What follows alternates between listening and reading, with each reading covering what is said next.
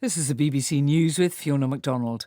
The White House says President Biden has warned China of the consequences if it gives support to Russia in its war against Ukraine. Mr. Biden was speaking to his Chinese counterpart Xi Jinping in a video call. Sarah Smith reports. The US is deeply concerned that China might give military or financial help to Russia to aid the invasion of Ukraine.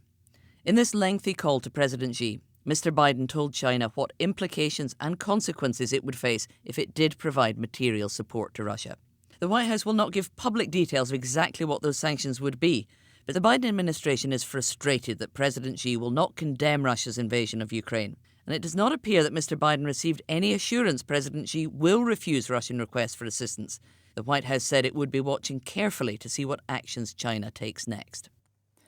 At least 45 people have reportedly been killed in a Russian missile attack on a Ukrainian army barracks in the southern city of Mykolaiv. Western reporters in the area say the Ukrainians are continuing to defend the city, with Russian forces grouped outside to the northeast.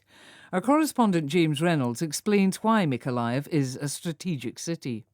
That area in which Mykolaiv is a crucial area. It is in the southern belt of Ukraine in which Russia is concentrating a lot of its forces. It's able to do so because it annexed Crimea in 2014, able to build up forces there. And its aim, as far as we can tell, looking at, is to try to take places like Mykolaiv, to try to take Mariupol, and then potentially to try and take Odessa in the south, which would then cut Ukraine itself completely off from its coastal territories. Western security officials have told the BBC that the seeming stalemate of the past 2 weeks is a result of ferocious fighting in contested areas of Ukraine. They say Russian forces have had to reorganise because, apart from in the south, their progress has remained slow. The officials were speaking to our correspondent Gordon Carrera. Their sense is certainly that the Russian original plan of a kind of lightning strike failed, and they're now having to regroup to change their strategy. And it does appear, though, that the Russians are seeking to reinforce, to make up for some of the relatively heavy losses that they've suffered, bring in new forces, new troops, also switch to a greater use of artillery, which carries with it more risk for civilian casualties. So it's entered a very different phase now, I think, at the moment. It's unclear how long that will last. The United States says it has identified 100 aeroplanes that have recently flown to Russia in an apparent violation of export controls. It's warned that any refuelling, repairs or services of the aircraft anywhere in the world will invite strict action, including fines, imprisonment or loss of export privileges. You're listening to the latest world news from the BBC in London.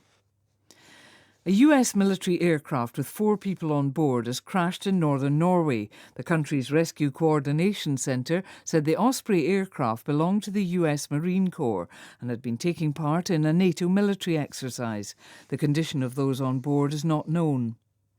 The Syrian President Bashar al-Assad has travelled to the United Arab Emirates in his first official visit to another Arab state since the conflict in Syria erupted 11 years ago.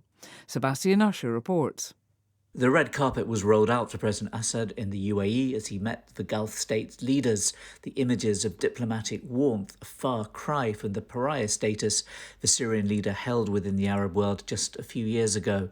The UAE once backed rebel fighters trying to overthrow Mr. Assad, but more recently it's been spearheading efforts to bring Syria back into the Arab fold.